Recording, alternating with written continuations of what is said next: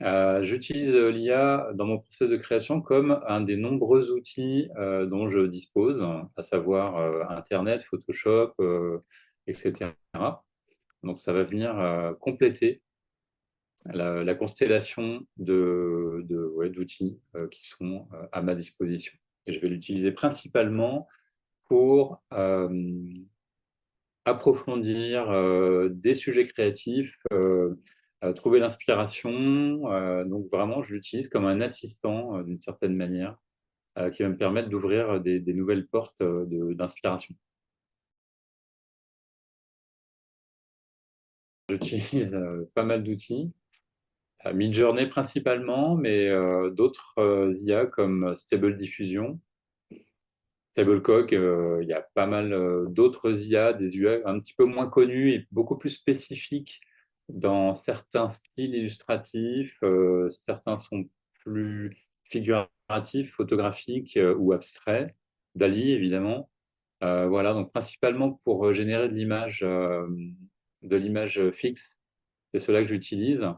Après, j'utilise d'autres plateformes un peu plus centrées sur la vidéo. Et notamment, j'utilise une application, une IA accolée à Stable Diffusion qui s'appelle Deform.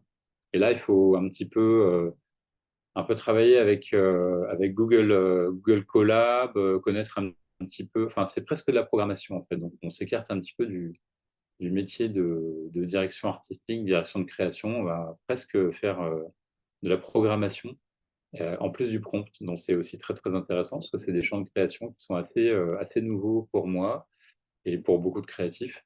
Donc, c'est encore très exploratif et c'est l'aventure. Donc, super intéressant. Plein de manières différentes. Je crois qu'à chaque projet, j'ai dû utiliser l'IA de manière absolument complètement différente. Donc, ça peut être pour de l'inspiration, c'est-à-dire, j'ai un brief, c'est, je sais pas, un logo à faire. Mais logo, c'est pas forcément un très bon exemple parce que Midjourney et les IA pour faire des logos sont pas vraiment au point. Et ça demande une intervention humaine assez profonde, je dirais, parce que là, ça fait intervenir d'autres paramètres qui sont l'analyse, l'empathie, enfin, etc. Mais ça, on y reviendra. Donc, ça peut être pour de l'inspiration, effectivement, pour découvrir des nouveaux univers, explorer des courants artistiques qui pourraient être utilisés, par exemple, pour un événement. Alors, sans copier, évidemment, des artistes en particulier, mais voir un petit peu ce qu'ils font à droite, à gauche. Ça, c'est une partie importante. Parfois, ça m'arrive aussi de créer des visuels pour faire des maquettes d'événements, des maquettes de documents, print, web, enfin, etc. Et avant d'aller chercher des images sur des images banques ou de faire un shooting, par exemple, je vais aller vite fait poser deux, trois images que j'aurais générées sur Midjourney. Voilà. Une troisième utilisation que je trouve super intéressante, qui est pour la photo.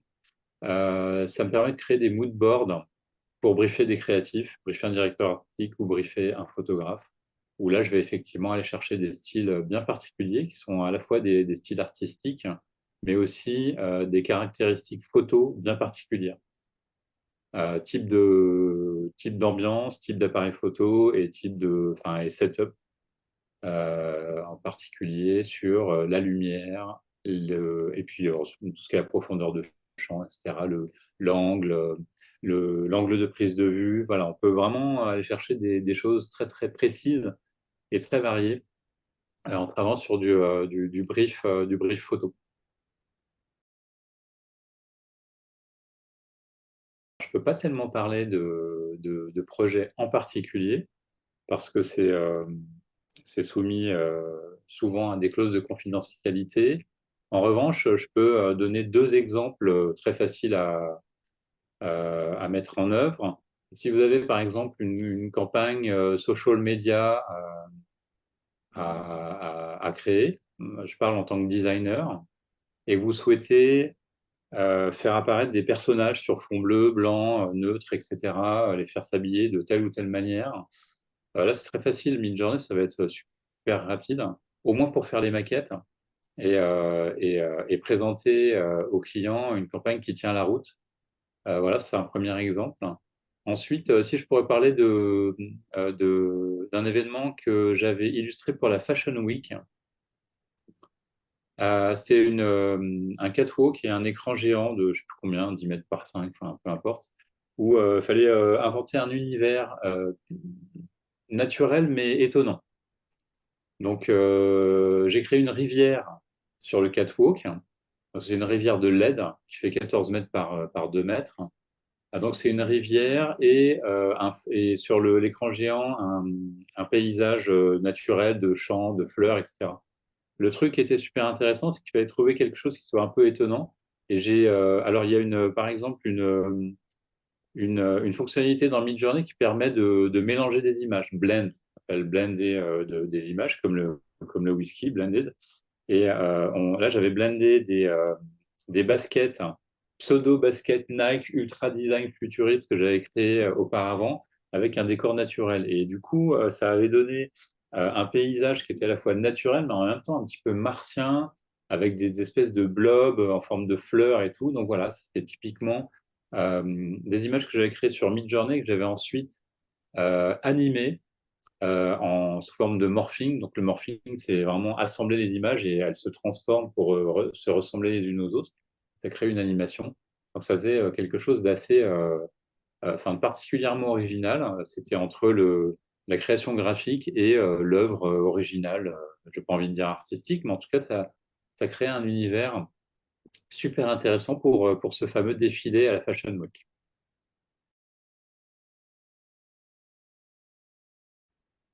Alors là, on voit mon Instagram. J'utilise mon Instagram pour mettre un petit peu tout ce que j'ai expérimenté à droite à gauche, parce que ce que j'aime faire, c'est aller dans le plus de directions différentes possibles. Donc, dans mon processus de création, je vais aller chercher des inspirations. Ça peut être d'inspiration créative sur des courants artistiques que je connais déjà, parce que j'ai un cursus en histoire de l'art, en création graphique, digitale, etc. Donc, je vais puiser déjà dans ma connaissance, dans ma culture personnelle. Et ensuite, surtout, je vais aller me documenter à droite à gauche sur plein de trucs.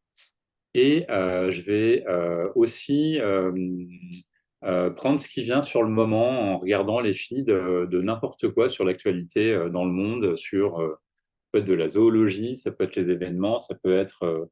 voilà, donc c'est extrêmement varié, ce qui me permet d'aller expérimenter, d'aller travailler vraiment la patte, des pattes différentes, je veux dire, sur les IA ensuite. Alors le processus créatif, il est à la fois simple et compliqué. C'est-à-dire, j'ai une idée qui me vient. On pourrait prendre un exemple en particulier. On va prendre le premier, là, la sculpture blanche. Alors la sculpture blanche, donc j'étais parti j'avais lu un article intéressant sur Facebook sur les nuits des branches. Les nuits des branches, c'est une espèce de limace sous-marine multicolore avec des protubérances. Et je trouvais ça assez chouette et je me disais, ah ouais, je vais certainement pouvoir faire quelque chose avec ça. Donc j'ai demandé à Midjourney, grosso modo, de me faire des nuits des branches psychédéliques. C'est assez drôle, hein. Ça faisait vraiment des chouettes trucs avec des setups photos particuliers. Je voulais vraiment quelque chose avec une lumière particulière. Je veux que ça soit de la photo macro. Donc tout ça, c'est des paramètres que je donne à Midjourney. Et aussi, je peux changer les formats. Là, je voulais juste des formats carrés pour une première expérimentation. Ensuite, j'ai eu l'idée de mixer ces nudibranches en demandant donc à Midjourney de me faire des nudibranches, mais dans des styles artistiques particuliers ou avec des artistes en particulier. Donc, que je ne publie pas d'ailleurs parce que je n'aime pas m'inspirer d'un artiste et pomper son art pour le mettre tel quel dans mes publications ou dans mon travail. Ça, c'est quelque chose que je trouve euh, déontologiquement, je suis pas d'accord avec ça. Donc, j'essaye, comme n'importe quel graphiste, n'importe quel artiste, etc., de m'inspirer de tout ce qui m'entoure, effectivement, c'est ce qu'on fait en général, mais de le transformer, c'est-à-dire d'en faire quelque chose de nouveau. Hein. On n'est pas là pour pomper le talent des autres. On est là comme ce que tout le monde fait, c'est-à-dire s'en inspirer, parce qu'on est la somme d'inspirations enfin, qui viennent de plein de directions, et notamment de courants artistiques. Donc là, c'est ce que j'ai fait sur ces nuits libranches. Je leur ai demandé de faire des nuits libranches inspirées enfin, dans le style de Jeff Koons, par exemple. Et c'était super intéressant. Bon, ça restait quand même des nuits libranches. Et dans mes pérégrinations, je suis tombé sur un artiste qui est complètement différent et qui m'a créé ces modèles 3D de portraits, donc on vient de voir. Et ça m'a donné aussi l'idée d'aller ensuite sur ChatGPT. Je passais 2 heures à créer un texte sur l'évolution de l'humanité à travers justement toutes les nouvelles technologies, l'AI, le cyber, etc. Donc porter une réflexion avec ces visuels et ChatGPT, un texte sur cette thématique. Voilà, donc ça c'est un exemple. On pourrait prendre les exemples des unicorns, des licornes. Bah, si on clique sur les licornes, on va voir que j'ai décliné ce que j'appelle des angry unicorns. Donc là, on peut déjà voir d'ailleurs dans le commentaire que j'ai écrit dans le prompt, il y a un style très particulier qui s'appelle Tiny Kawaii. Hein, c'est un terme enfin, c'est intraduisible en français, mais ça veut dire vraiment cute, c'est mignon, voilà. Donc j'ai demandé ça, j'ai demandé de la 3D.